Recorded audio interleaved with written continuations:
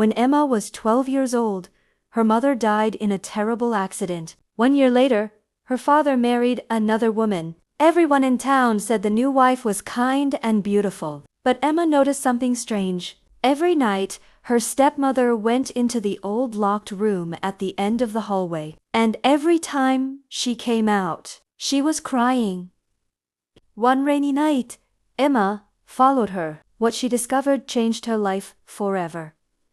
A new woman in the house. Emma lived in a small town near the mountains. Her house was old but warm. It had wooden floors, a large garden, and a fireplace where her family spent winter nights together. Before everything changed, Emma had a happy life. Her mother used to sing while cooking dinner. Her father used to tell funny stories after work, and Emma laughed every day. But happiness did not stay forever. One cold evening, Emma's mother died in a car accident. Emma was only 12 years old. The house became silent. Her father stopped smiling. The garden slowly died because nobody cared for it anymore. Emma spent most nights alone in her room. Sometimes she cried quietly so her father would not hear her. A year later, Emma's father introduced someone new. "Emma," he said softly, "this is Clara." Clara smiled kindly. She had long brown hair and gentle eyes. "It's nice to meet you,"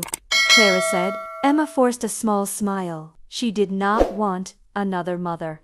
Nobody could replace her real mother. A few months later, Clara moved into the house. At first, everything seemed normal. Clara cooked meals. She cleaned the house. She even planted new flowers in the garden. Emma's father slowly became happier again. But Emma stayed distant. She answered with short sentences. She avoided family dinners, and deep inside, she felt angry. One evening, Emma heard strange footsteps in the hallway. She opened her bedroom door carefully. Clara was walking toward the old locked room. That room belonged to Emma's mother. Nobody entered it after her death. Emma watched silently. Clara unlocked the door. Then she disappeared inside. A few minutes later, Emma heard crying. Soft, painful crying. Emma froze. Why was Clara inside her mother's room? And why was she crying? The next morning, Emma could not stop thinking about the locked room. At breakfast,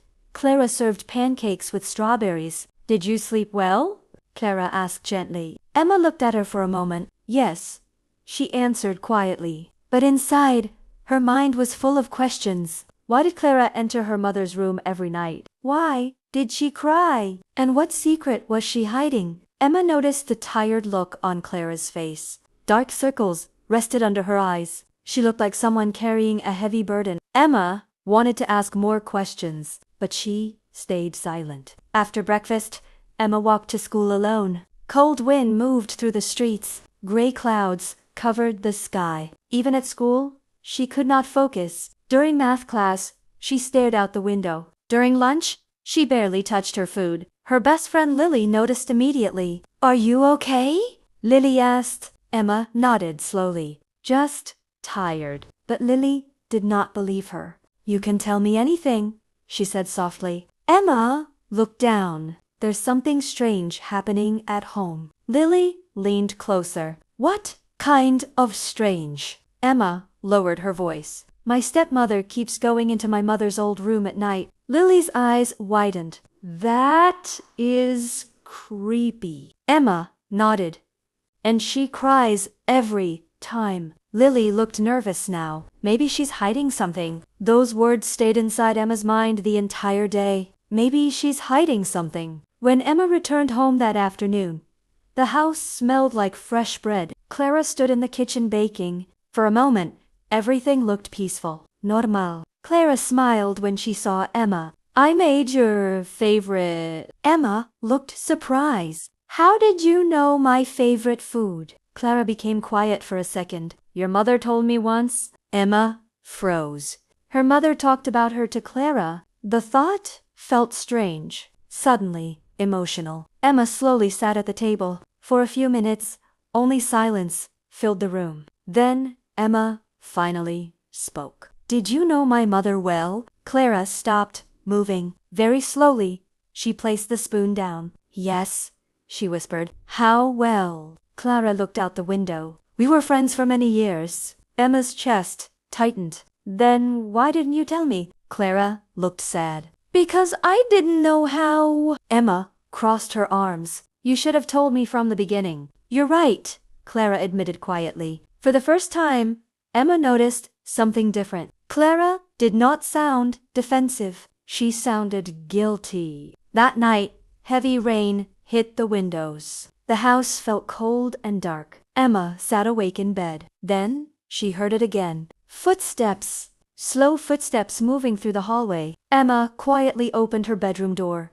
Clara stood outside the locked room once more. This time, Emma followed her carefully. The hallway lights were dim. Rain echoed outside. Clara unlocked the door and entered. Emma moved closer silently. Through the small opening, she saw Clara sitting beside the old bookshelf. In her hands was an old photograph album. Clara touched one photo carefully. Then tears rolled down her cheeks. I miss you so much, Clara whispered. Emma's heart suddenly beat faster. Was Clara speaking to her mother? Clara turned another page slowly. Then she smiled sadly. You always believed people could heal, she whispered. Emma felt confused. Nothing about this looked evil. Nothing about Clara looked dangerous. She looked broken. Suddenly, the wooden floor creaked beneath Emma's feet. Clara immediately looked toward the door. Emma! Emma stepped inside slowly. Rain thundered outside the house. For a long moment, neither of them spoke. Then Clara carefully closed the photo album. You shouldn't be awake, she said softly. Emma looked around the room. Everything remained untouched. Her mother's books, her old sweaters, her perfume, even the small lamp beside the bed. It felt like time stopped inside this room. Emma looked back at Clara. Why do you come here every night? Clara's eyes filled with pain again. Because this is the only place where I still feel close to her. Emma swallowed hard.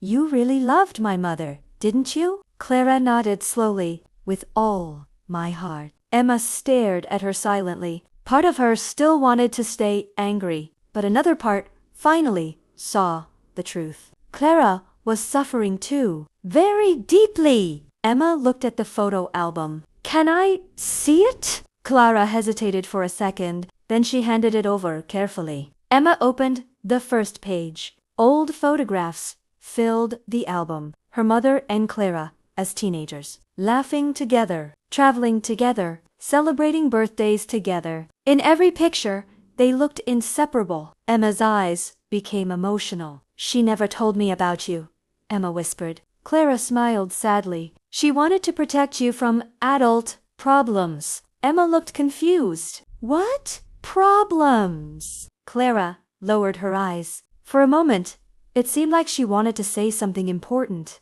but instead, she whispered, One day, I'll tell you everything. Then she stood up slowly and walked toward the door. But before leaving, Clara stopped. Your mother loved you more than anything in this world, she said softly. Then she disappeared into the dark hallway. Emma remained alone in the room. Rain continued falling outside. She looked around slowly. Then her eyes stopped on something unusual. A small silver key hidden beneath her mother's old pillow. Emma carefully picked it up. Her hands trembled. What did this key open? And why had her mother hidden it there? The hidden drawer. Emma stared at the small silver key in her hand. Rain continued tapping against the windows. Her heart beat faster with curiosity. What did this key open? She looked around her mother's room carefully. The old furniture stood silently in the shadows. The bookshelf. The wooden desk. The large wardrobe near the wall. Emma slowly walked toward the desk first.